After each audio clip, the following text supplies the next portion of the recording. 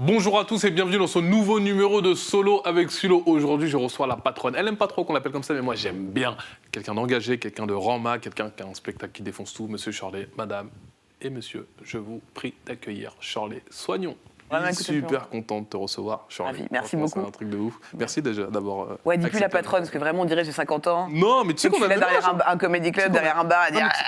Tu sais, dès que j'ai tapé Shirley, tu vois, parce que je fais des recherches, tu vois, Sur comme Google, tout le t'as mis monde, la patronne Wikipédia. Et j'ai dit, mais on a le même âge. Ah bah oui, évidemment. Tu vois, me voyais très vieille. Non, mais franchement, ça me fait mal. Sans dire ça, non, mais en fait, je te voyais un peu plus âgé. Vieille, quoi. Oh, c'est le mot. Surtout quand je vois la génération Kian, etc.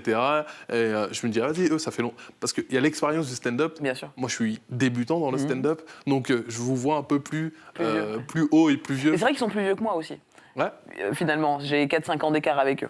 Ouais, c'est des copains de la génération Boone, Kian. Exactement. Effectivement, je suis un peu plus jeune. Ouais. Et comment t'as rencontré déjà tout cela, toute cette team? Parce que quand je suis arrivée dans l'humour, en fait, eux commençaient aussi. Donc on n'avait pas le même âge, mais on commençait aussi en même temps. Donc on s'est vus à Bastille, c'était à l'Art Café. Il y avait Candy à l'époque et Seb Melia qui faisait un plateau qui s'appelait le Comedy School. Ouais, je me rappelle. Ouais. Et c'est là qu'on se réunissait tous. Et Yacine Mellouz venait, par exemple, et il faisait partie de la première troupe du Jamel.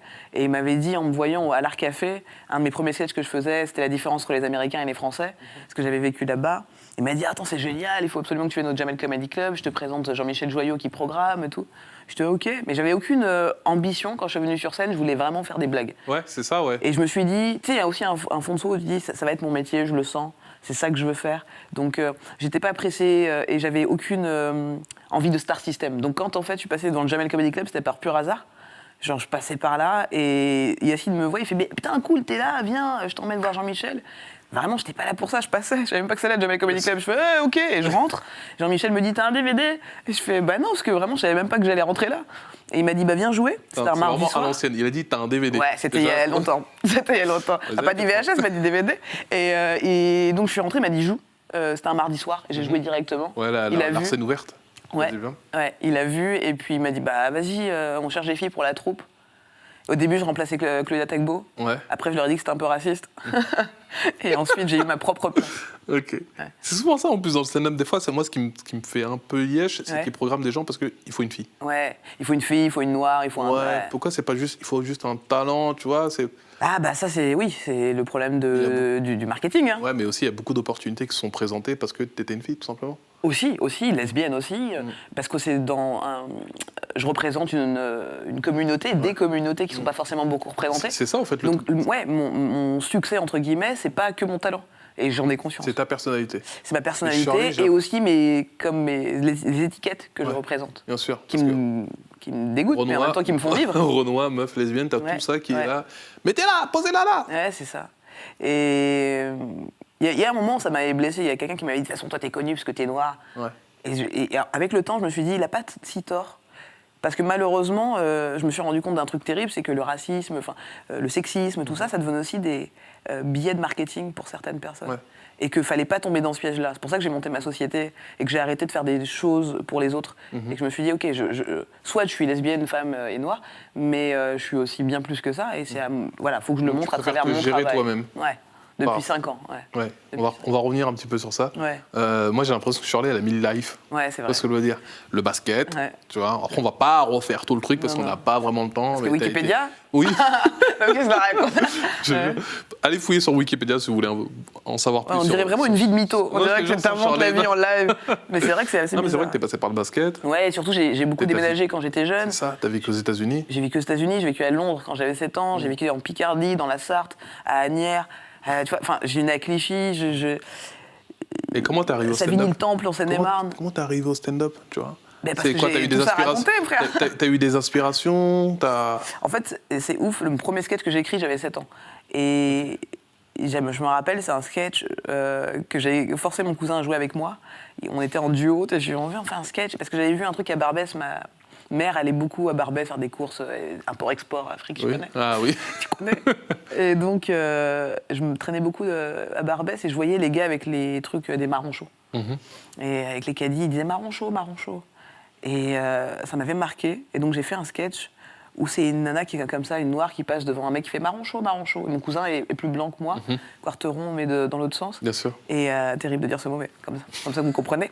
Et du coup, il fait marron chaud, la fille passe devant et tout. Puis le lendemain, elle vend des chocolats blancs. Et puis elle dit froid les blancs. C'est mon premier sketch à 7 ans. Et j'avais fait payer l'entrée à ma tante, mon oncle, ma grand-mère et tout. Dans ton salon? Dans ma chambre. On avait mis des chaises. Et c'était génial.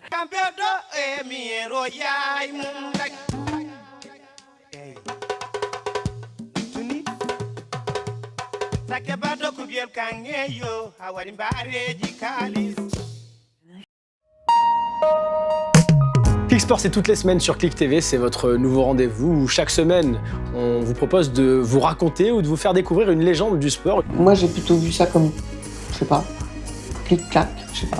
Et nous voilà en compagnie de notre invité toute la semaine, Kobalade. Bienvenue, c'est ta première télé? Eh bah bienvenue, c'est chez nous, chez Click, Clic-clac. Moi, c'est la première interview que j'ai faite, c'est avec toi. On était avec mon groupe, je me rappelle encore de l'image, on était dans le studio, ils ont mis la lumière rouge, je sais pas pourquoi j'ai cette image-là, je me rappelle. Ouais. T'es le premier à y répondre sur notre chaîne. C'est quoi ta définition d'une clique?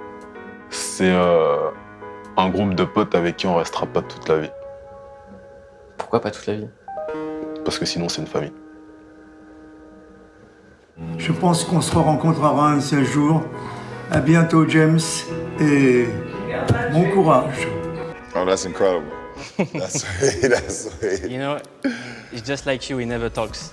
Bienvenue pour la première de Parle-moi. Dans Parle-moi, on va parler littérature, mais pas de livre, puisqu'il paraît qu'aujourd'hui, on lit plus. Donc, à défaut d'un livre, on va parler d'une page. Chaque semaine, on va recevoir des gens qu'on trouve inspirants, qui vont venir partager leur expérience sur un sujet qui touche tout le monde. Et la première qui arrive, c'est la confiance en soi. Et ça se voit, on est au top. Que suis-je? Je suis chinois. J'ai des cheveux un peu bizarres. Je suis un peu chelou d'une façon générale, je suis chelou. Mais j'ai un talent de ouf. Je suis Bounaïmin et j'arrive sur Click TV.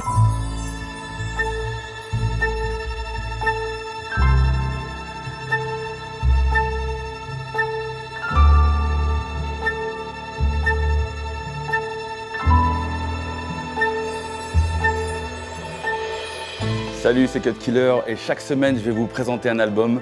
Et cette semaine, Ready to Die de Notorious B.I.G. J'en fais bien.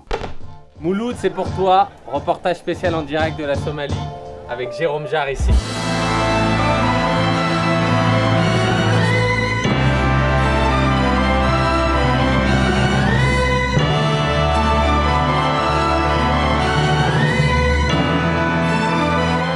Là exactement, on est en direct de Cox's Bazar au Bangladesh, plus précisément dans le camp des Rohingyas, pour faire quelques jours en immersion à la rencontre de ces peuples. Moi, j'avais un rêve et j'ai été jusqu'au bout de ce rêve et j'espère que vous aussi, vous aurez des rêves et vous irez jusqu'au bout. Donc on touche ce bois là. Que t'as touché quand t'étais petit. Ouais, j'ai touché.